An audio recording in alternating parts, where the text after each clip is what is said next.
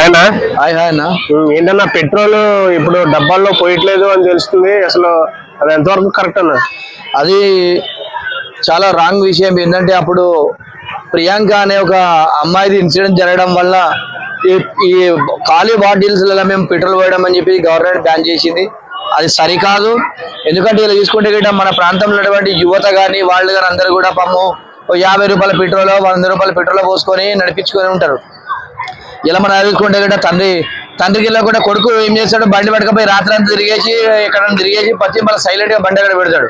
పెట్టిన తర్వాత బండ్లో పెట్రోల్ అయిపోయిన తర్వాత చూసుకుంటే గిట్ట డబ్బా కట్టుకపోయి పెట్రోల్ పంప్ కడుకోతే పెట్రోల్ మేము డబ్బాలో పోయమని అంటారు.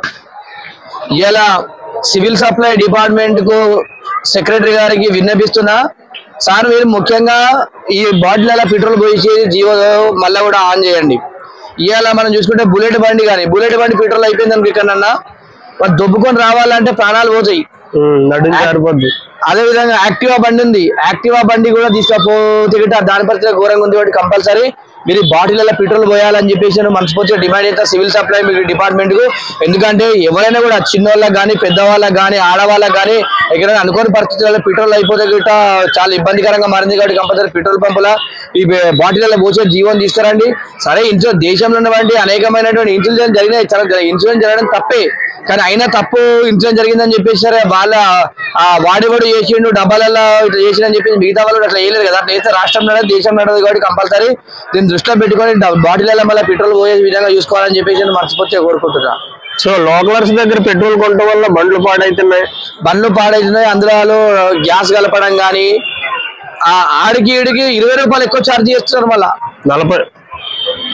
20 రూపాయలు ఛార్జ్, 1 లీటర్ పైన 40 రూపాయలు ఎక్కువ ఛార్జ్ చేస్తున్నారు. వీరు అవసరం కదా, పెట్రోల్ పంపులు బాటిల్ నీళ్లు పోయారుగా, పెట్రోల్ పోయారుగా, మేమే ఇలా దిక్కు అని చెప్పేసి వాళ్ళు ఇష్టానుసారంగా రేట్లు తీసుకుంటారు. కాబట్టి కంపల్సరీ దీన్ని గవర్నమెంట్ ఈ విషయాన్ని గమనించి కంపల్సరీ పెట్రోల్ పంపుల మీద కంపల్సరీ ఈ బాటిల్లో పోసే జీవనం తీసుకురావాలని చెప్పి తెలియజేస్తున్నాం. ఎందుకంటే మనం ఏం చేసినా ప్రజల మంచి కోసం వేస్తాం. కాబట్టి కంపల్సరీ ప్రజలకు ఎలాంటి ఇబ్బంది కలగకుండా ఉండాలి. కాబట్టి పెట్రోల్ పంపుల దగ్గరికి దయాదండం అని కూడా పెట్రోల్ పోస్తున్నారు. కాబట్టి కంపల్సరీ దీనిపైన గవర్నమెంట్ ఆలోచించి మళ్ళీ పునరావృతం ఈ డబ్బాల పైన మళ్ళీ డబ్బాలలో పోసే విధంగా చూసుకోవాలని చెప్పి తెలియజేస్తున్నాం.